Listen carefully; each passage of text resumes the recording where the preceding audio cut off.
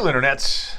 It's Paul, it's Matt, the Dork Lords. We are here talking about Nightflyers, Season 1, Episodes 9 and 10, Icarus, and all that we have found. Yes. All right.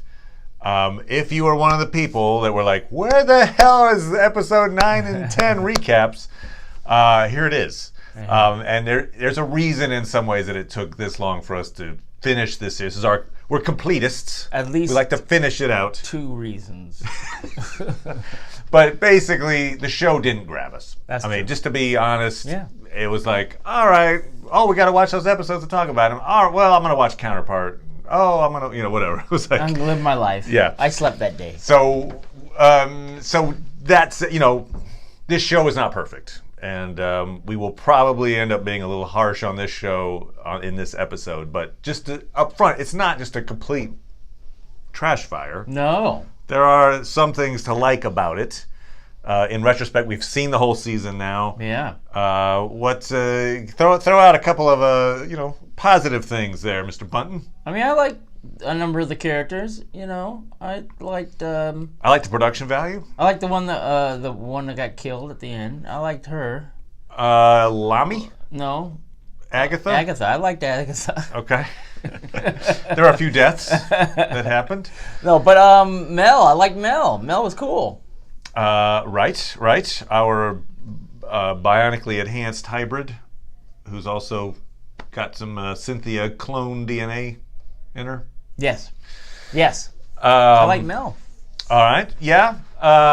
So it had some cool sci-fi concepts. I just felt like somehow it didn't all work together. And it's the whole idea about what does it mean to in a time of crisis to reach out to a new species. They could still explore that. In terms of, as opposed to reaching out to a species when in a time of peace or something. Well, I like, mean, oh my God, the fact that they're desperate to communicate, Yeah. Even if, it would be pushes ironic stakes. if it was just like, well, they're nice people.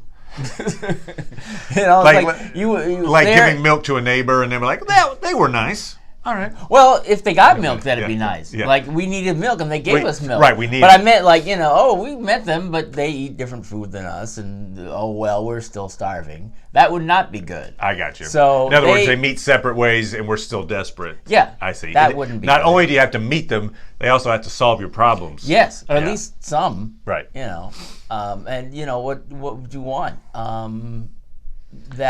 Being in contact with a scientifically advanced culture would affect you in some positive way. So let's actually, since you're discussing that, let's jump right to the end of the season anyway, which definitely opens itself up to a season 2.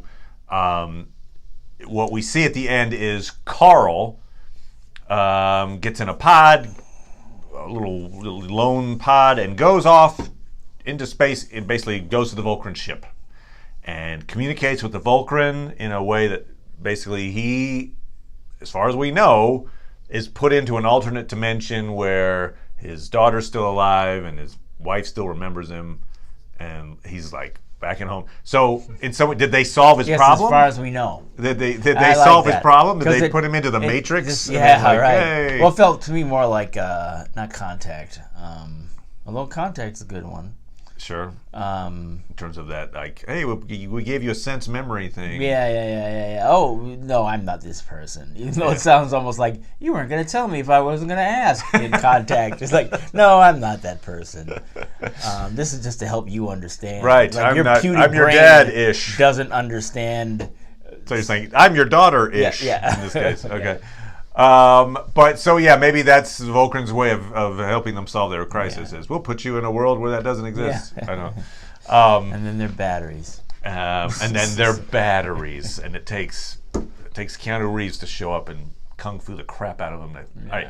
But that's the ultimate end, the payoff to this visit with the alien civilization. We find out that it's actually the ship itself, the giant Vulcan ship, and all of its little many pieces is one giant entity. What did he say?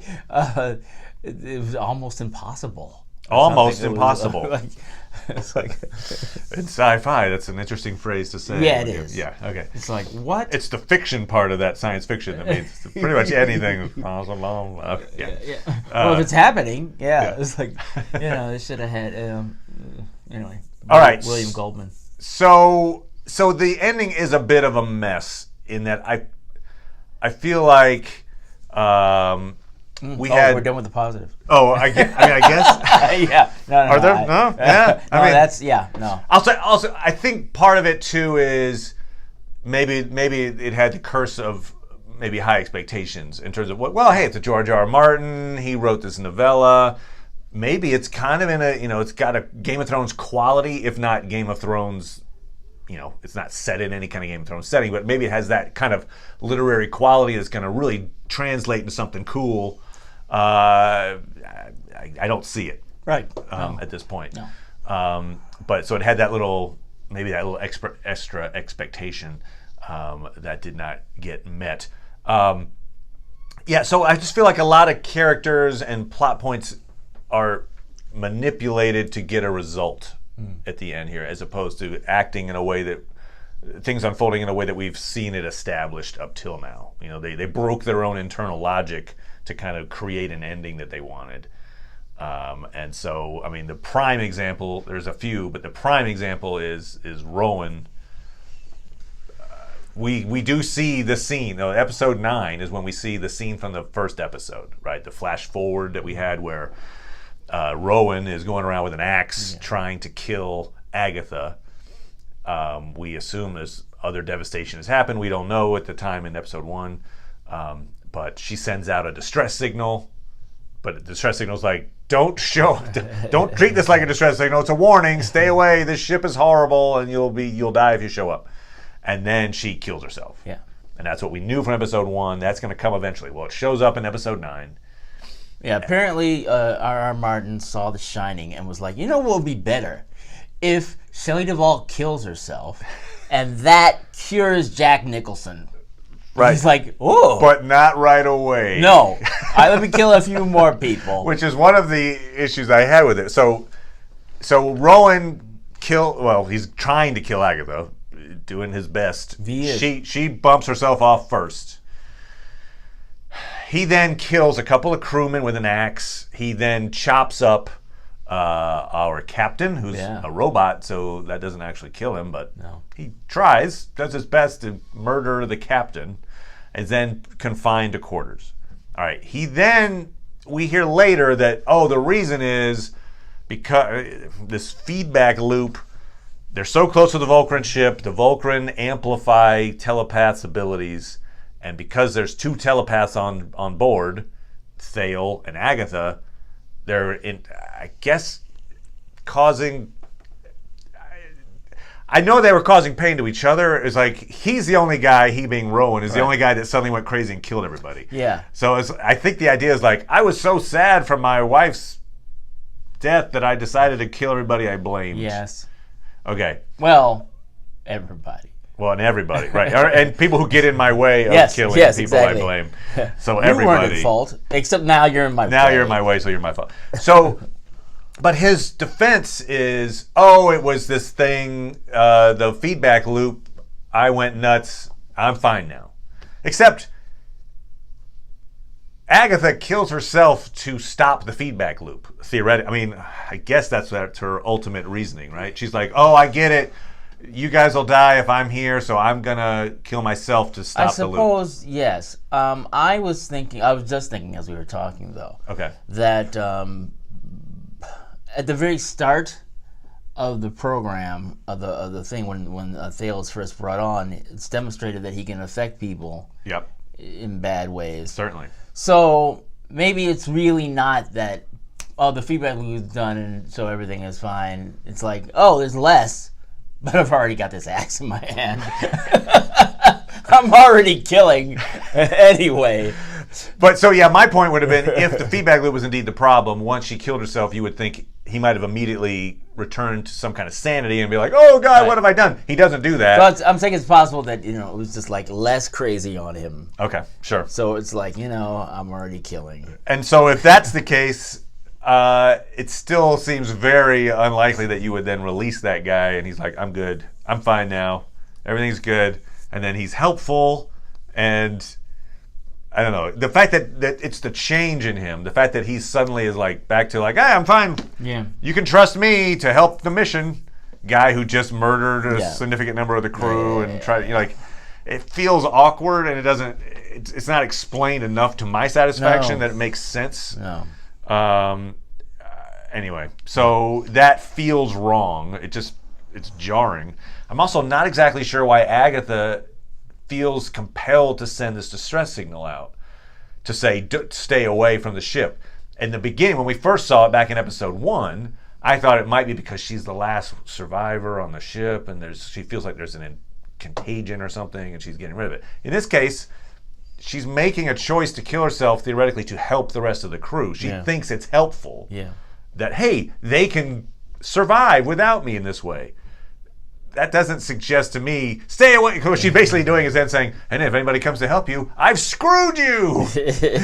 You're on your own. So I don't understand in the context of what we see, in episode 9, why she felt compelled to send. She was desperate to send this thing out before killing herself. Yeah. She's like, I could kill myself now, but no. Let me send this thing first. Stay away. There you go. It just felt weird that was a necessity to her, given what we saw. Sure.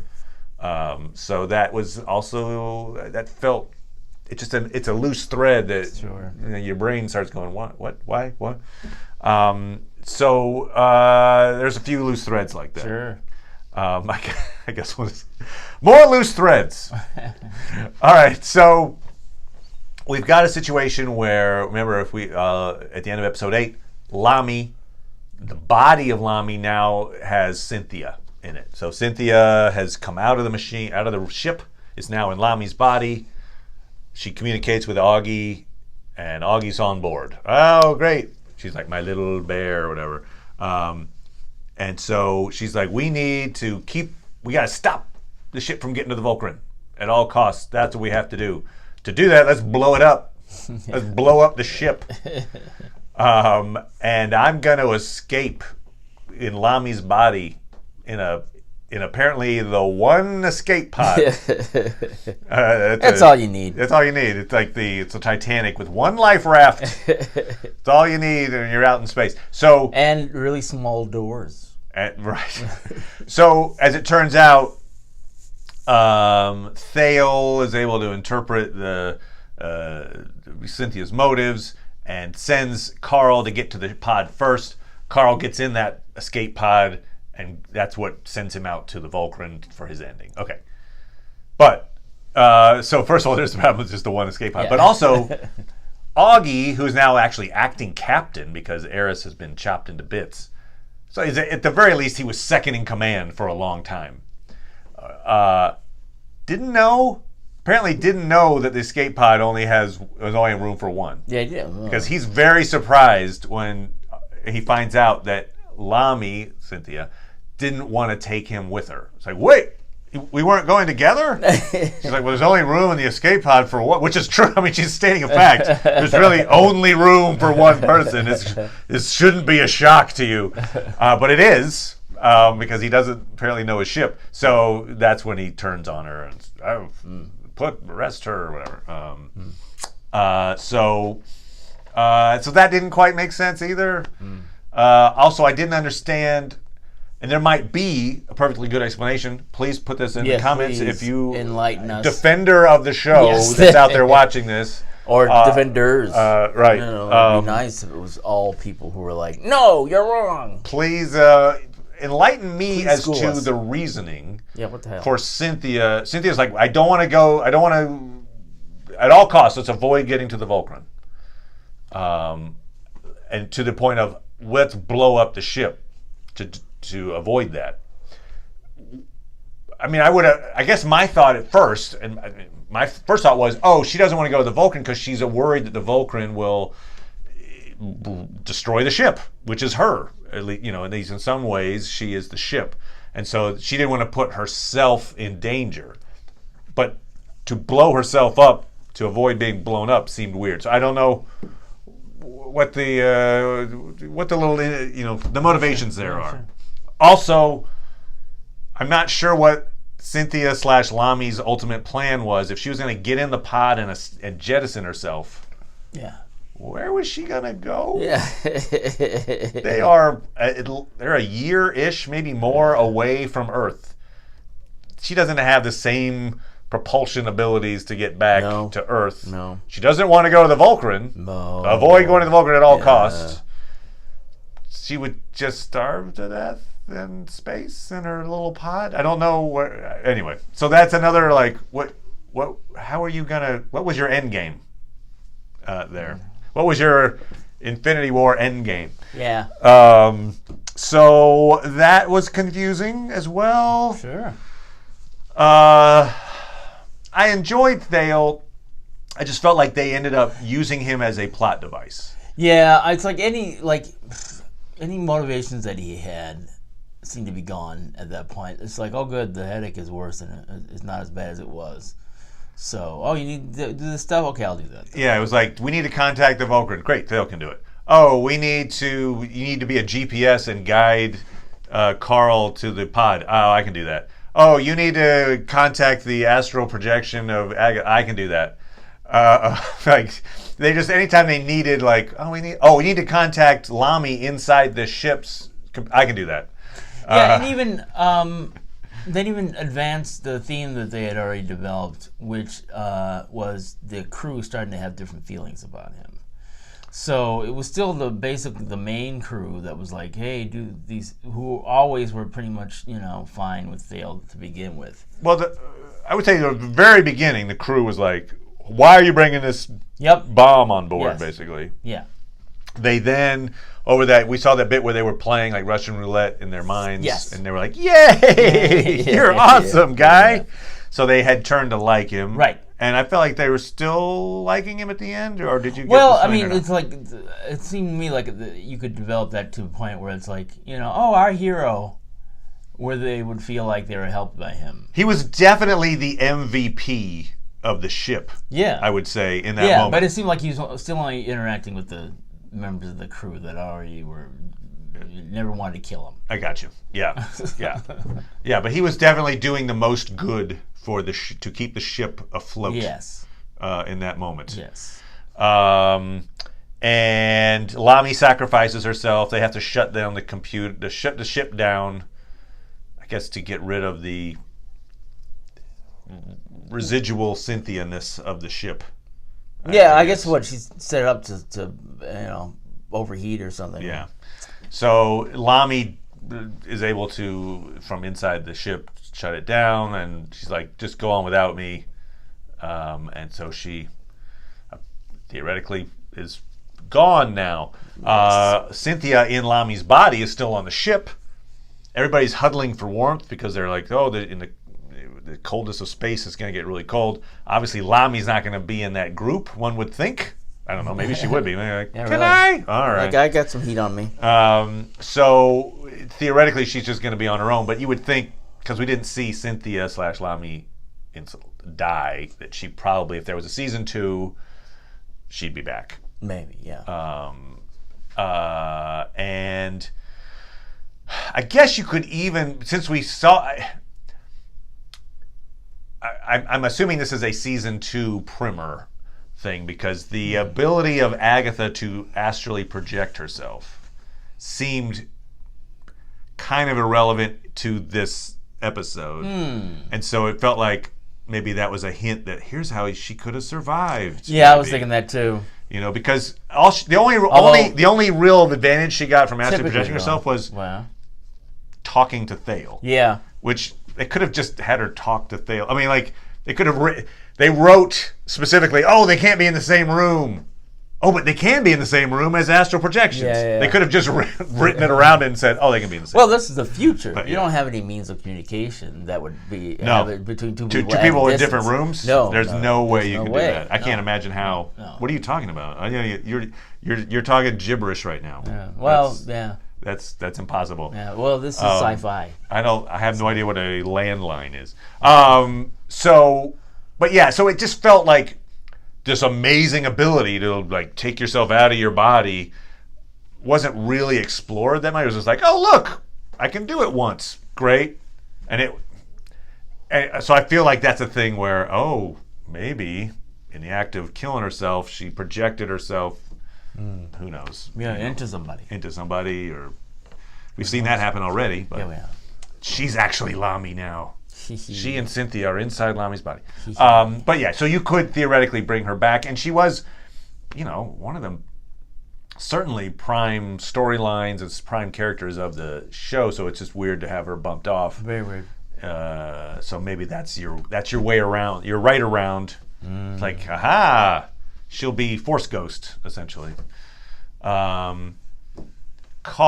I mean, I guess you could say Carl was so obsessed with contacting the Volcran that he was willing to put aside stuff. But the fact that Rowan was attempting to kill the woman he loved, yes, drove her to suicide in a way.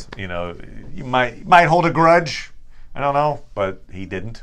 Yeah, he's like, you can help me, great. Yeah.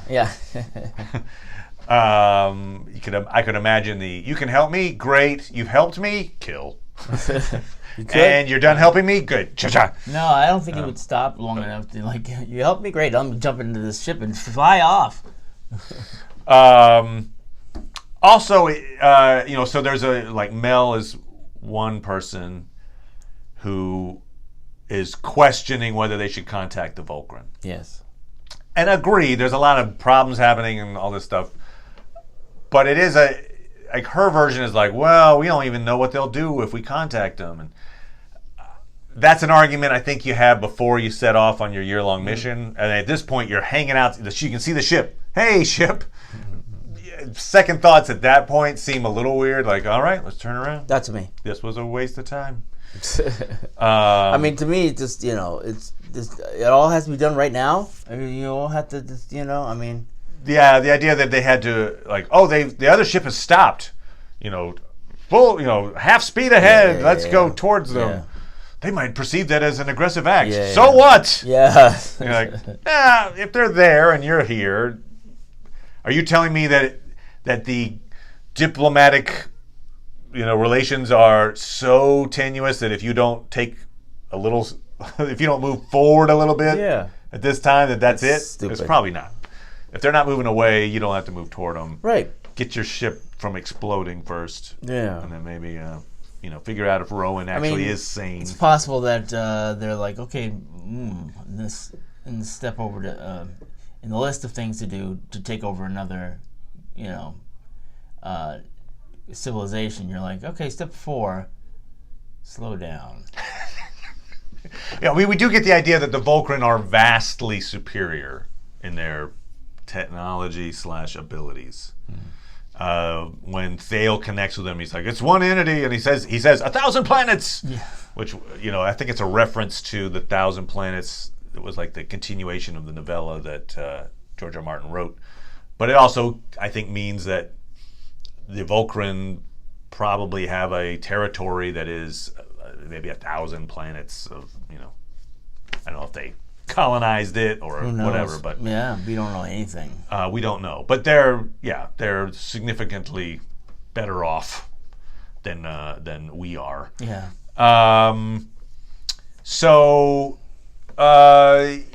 Let's say there's a season 2.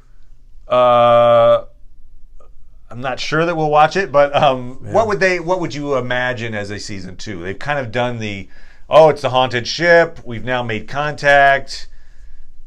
Do you then lean into the Volcran and the contact with the Volcran at that point, which I think would be a different show? Yeah. Or do you then go, all right, we made contact, let's go home.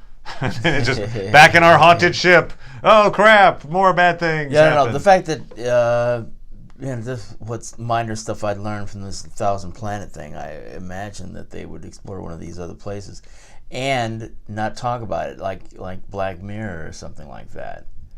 Where it's like, the one story and one, is different. In other words, you would have a different cast, you're saying? Yeah. And it would just be like, meanwhile, on another planet, the galaxies away. Yeah, like, boy, I'm glad we figured out those Volcrons. I think they would use the same cast, I'm going to guess. I would think they would use this. They've established these characters. I would get maybe if you do it your way, what they would do is just the Volcran bamf them onto a new planet or something. Like, oh, you needed a new place to stay? We can do that. Boop. And then they just have no instructions or anything. They're just like, we have we have to colonize. But it's a haunted planet. And there's horrible things here. I don't know. So yeah, if you have ideas for what season 2 would look like, feel free to put that in the comments. But I think that's our wrap up, yeah? Yeah. All right, I think we're done with Nightflyers. We are moving on. Of course, we're still doing Counterpart, and Discovery is coming around. Yeah, it's in a couple of days, I think. Yeah. So we'll be chatting about that. Tomorrow, actually. Yeah, good point. So yes, lots of fun things to discuss. I think also the Punisher series is coming back to Netflix. 2, yeah. Which we will chat about. So also on a non-Dork Lords thing, I've been watching True Detective. It's a pretty cool show. Okay. I like it so far, first 2 episodes. Right. But yeah, so anyway, we will see you guys in the near future. Bye now.